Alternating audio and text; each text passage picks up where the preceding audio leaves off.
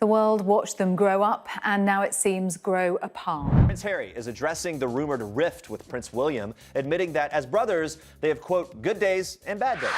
And then, according to this interview, everything changed when Meghan arrived.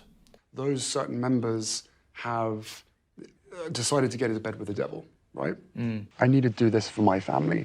This is not a surprise to anybody. It's really sad that it's got to this point. It wasn't just overnight. It wasn't a case of Meghan coming onto the scene and taking Harry away. He has gone on the record. He's given interviews talking about wanting to heal the rift with his family. Sad to see that they've drifted apart in this way. I, for one, really hope there will be some sort of resolution. So much damage was done with the publication of Spare, with some of the reveals in Harry and Meghan's documentary.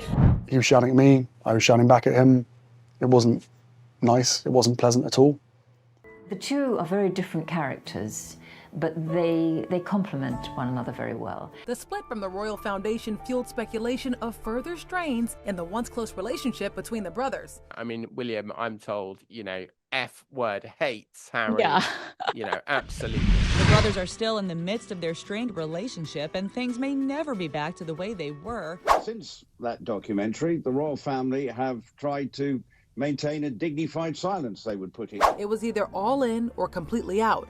And that's when the conversation got heated. That damage needs to be repaired. I think the king is prepared to move on from the past.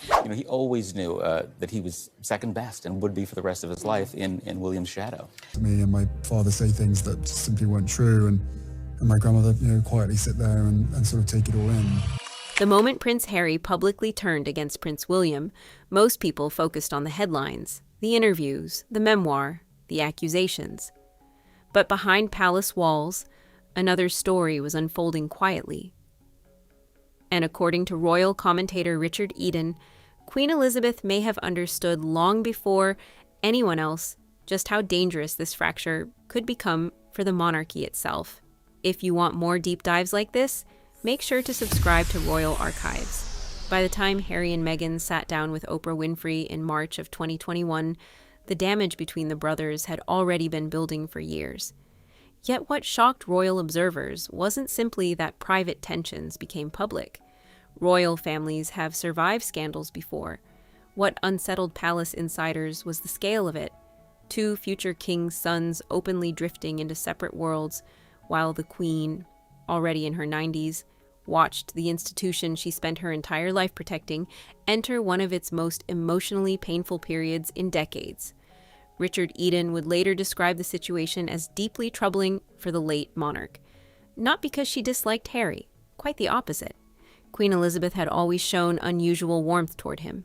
Palace staff, biographers, and former aides often noted that Harry possessed an ease around the Queen that even other family members sometimes lacked. He could make her laugh. He could speak more casually to her. And for years, that closeness gave the impression that whatever conflicts emerged inside the family, Harry would never completely break away. Then things changed. And that's when the Queen's quiet concern reportedly became impossible to ignore. The public first sensed tension between William and Harry during the build-up to Harry and Meghan's departure from royal duties in early 2020. At the Sandringham Summit, the emergency family meeting called after the Sussexes announced their decision to step back, reports suggested the atmosphere inside the room was colder than many expected. According to royal reporting at the time, Prince William felt blindsided by the speed and scale of Harry's exit plans.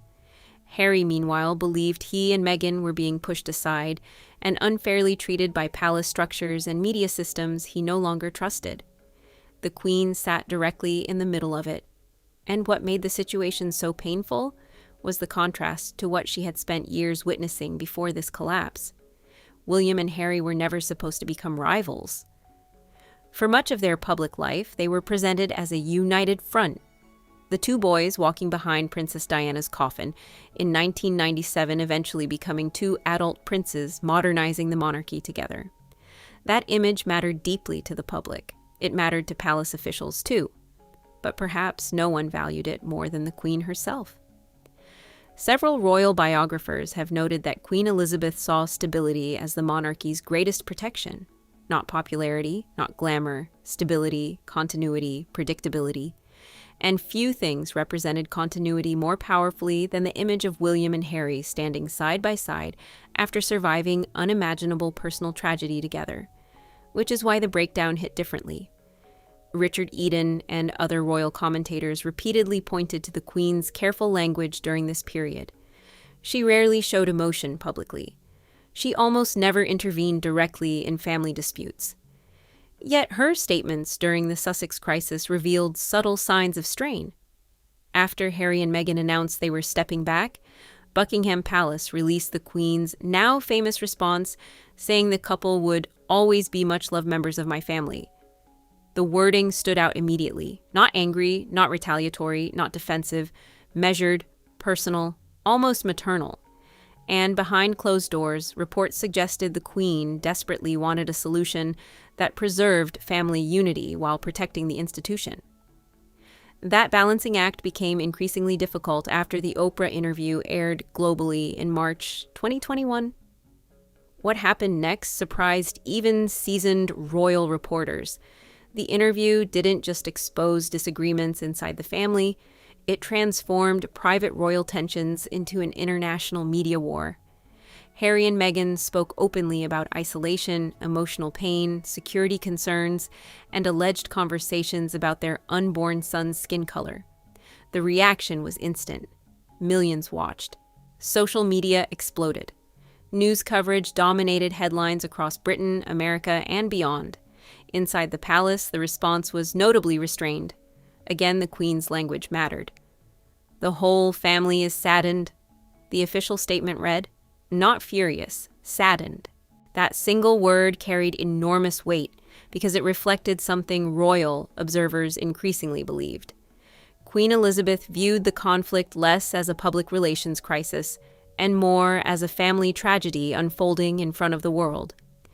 And according to Richard Eden's analysis, the Queen's greatest fear may not have been the interview itself. It was what the interview revealed about William and Harry's relationship going forward, because by then, reconciliation no longer seemed guaranteed. For years, palace aides reportedly assumed disputes between the brothers would eventually settle. Sibling rivalries happen in every family, as including royal ones. William and Harry had experienced tensions before. Different personalities, different expectations, different roles inside the monarchy. Yet there remained a belief that their shared history would ultimately hold them together. After Oprah, that confidence appeared shaken, and the problem only deepened. Months later came the unveiling of Princess Diana's statue at Kensington Palace in July 2021. The event should have represented unity. Both brothers attended. Both honored their mother together. Yet royal correspondents immediately noticed the emotional distance between them. The body language felt formal, controlled, careful, not natural. Observers began asking a question that previously seemed unthinkable. Had the damage become permanent? The Queen reportedly continued encouraging communication between both sides. Royal insiders claimed she disliked public conflict intensely and wanted conversations kept private wherever possible. That approach reflected the values that defined her reign for 70 years. Never complain, never explain. Harry's increasingly direct public criticism of the institution challenged that philosophy entirely. Then came the Netflix documentary. Then Spare. And with every new revelation, the emotional pressure inside the family appeared to intensify. Harry's memoir especially changed the atmosphere because it crossed into deeply personal territory involving William directly. Physical confrontation allegations, private arguments, frustrations dating back years. Suddenly, the private bond between the brothers became serialized for public consumption, chapter by chapter. Richard Eden later argued that this represented a profound break from traditional royal conduct, not because royal tensions never existed before, they always had, but because those tensions were now becoming part of commercial media narratives in real time. And through all of it, the Queen's health was declining. That timing mattered enormously. By late 2021 and into 2022, concerns about Queen Elizabeth's condition were growing quietly inside royal circles. Public appearances became less frequent. Mobility issues worsened. Palace adjustments became more noticeable, yet even during this physically difficult period, reports suggested the Queen remained emotionally invested in restoring some form of family peace. Several commentators believe Prince Philip's death in April 2021 intensified those feelings even further. At Philip's funeral, the image of the Queen sitting alone because of pandemic restrictions became one of the defining photographs of her reign's final years. Yet another moment drew enormous attention afterward. William and Harry briefly speaking together as they walked away from St. George's Chapel.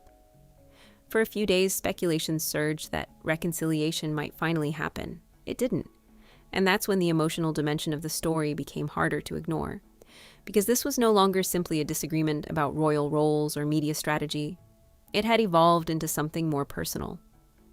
A fracture involving trust, loyalty, memory, and competing versions of family history.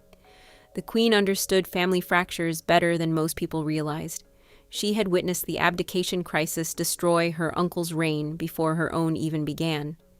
She saw the collapse of Charles and Diana's marriage. She endured years of public scandal during the 1990s. Stability always mattered to her because she understood how quickly instability could spread through the monarchy once private pain became public spectacle. That history shaped how she approached Harry and William's conflict. Not dramatically, quietly. And that restraint may explain why the Queen rarely addressed the feud publicly in direct terms. According to those who knew palace culture well, public silence often concealed intense private concern. Royal households traditionally viewed emotional discipline as part of duty itself. The Queen almost never weaponized emotion publicly, which made certain moments more revealing precisely because they were subtle. At the Platinum Jubilee in 2022, Harry and Meghan returned to Britain for celebrations marking the Queen's 70 years on the throne. Public attention immediately focused on family dynamics. Would William and Harry reconcile? Would tensions ease? Would appearances together signal healing? Instead, the distance remained visible. The Sussexes attended events separately from senior working royals. Interactions appeared limited. And while official palace communications stayed respectful, the warmth many expected never fully materialized in public view. Richard Eden and several royal commentators noted how painful this period likely was for the Queen personally. The Jubilee represented the defining celebration of her lifetime of service. Yet behind the historic pageantry sat unresolved family fractures dominating global headlines. And then came the final heartbreak. Queen Elizabeth died in September 2022 at Balmoral Castle. The hours surrounding her death exposed lingering tensions again. Public reporting focused heavily on travel arrangements, timing confusion, and communication breakdowns involving Harry's arrival in Scotland. Attention quickly turned toward whether the brothers would finally unite in grief the way they had after Diana's death 25 years earlier. For a moment, there were signs of possibility. William invited Harry and Meghan to join him and Catherine during the Windsor walkabout following the Queen's death. The images stunned royal watchers worldwide because the atmosphere looked unexpectedly calm. Crowds responded emotionally. Some believed the shared loss might create a path back toward reconciliation, but the optimism faded quickly. Within months, Harry's Netflix series and memoir reignited tensions all over again, and years later, the emotional distance between the brothers still appears unresolved. That lingering reality is why Richard Eden's commentary about the Queen resonates so strongly with royal audiences. Because at the center of the story isn't simply palace politics or tabloid drama. It's an elderly monarch nearing the end of her life, watching the bond between her grandsons deteriorate in full public view, a bond that once symbolized the monarchy's future. The contrast is difficult to ignore. In the early 2000s, William and Harry represented modern royal unity. Joint charity campaigns, shared appearances, public laughter, shared grief transformed into shared purpose. Their closeness reassured many people that the monarchy could evolve emotionally after Diana's death while remaining stable institutionally. By the 2020s, that image had collapsed completely. And whether fair or not, many observers began connecting that collapse to broader concerns about the monarchy's future stability after Queen Elizabeth's death, because the Queen herself had always functioned as the emotional center holding multiple generations together. Her authority wasn't loud, it was constant, predictable, familiar. Once she was gone, many royal commentators questioned whether anyone else inside the family possessed the same unifying influence. That uncertainty remains today. King Charles faces enormous institutional pressure while navigating ongoing family tensions. William carries increasing responsibility as future king. Harry continues building a separate life in California while occasionally revisiting royal disputes publicly. And the emotional distance between the brothers continues casting a shadow over major royal moments, which brings the story back to the Queen. According to royal commentators like Richard Eden, her deepest concern may never have been criticism itself. Monarchs survive criticism. Scandal, too. The royal family endured both for centuries. The greater fear was division becoming permanent. Because once a family fracture hardens publicly over years, repairing it becomes far more difficult, especially when global media, memoirs, documentaries, and public loyalties become intertwined with private pain. And perhaps that's why the Queen's public language remained so careful until the very end. No retaliation, no public anger, no direct condemnation, only restraint, sadness, and repeated emphasis on family. Even during moments when public pressure for stronger responses intensified, Queen Elizabeth rarely abandoned that tone. Royal insiders claimed she viewed emotional control not as weakness, but as responsibility. Her generation believed private pain should not destabilize public duty. Harry's generation saw things differently. That generational divide may ultimately explain part of the tragedy surrounding the feud. William remained closely tied to institutional tradition and future royal responsibility. Harry increasingly prioritized personal freedom, emotional openness, and independence from palace systems he no longer trusted. Two brothers shaped by the same childhood, yet pulled toward completely different futures, and somewhere in between stood the Queen, trying quietly to preserve both family unity and institutional continuity during the final years of her reign. Years later, people still debate who was right: Harry, William, the palace, the media. Public opinion continues shifting depending on each new interview, documentary, biography, or royal appearance. But one detail remains remarkably consistent across most serious royal reporting. Queen Elizabeth wanted peace between her grandsons. Whether that peace was ever realistically possible again is another question entirely. And that may be the saddest part of all. Because for much of the world, William and Harry were never simply royal brothers. They were survivors of shared tragedy. Two young men who endured one of the most public childhood losses imaginable. People believed that bond was unbreakable. The Queen may have believed it too, until events proved otherwise. And even now, long after her death, the consequences of that fracture continue shaping the monarchy she spent 70 years protecting. If you want more thoughtful royal deep dives like this, stories behind the headlines, the private tensions, and the moments that changed the monarchy forever, subscribe to Royal Archives, because some of the most important royal stories were never shouted publicly. They were revealed quietly, one moment at a time.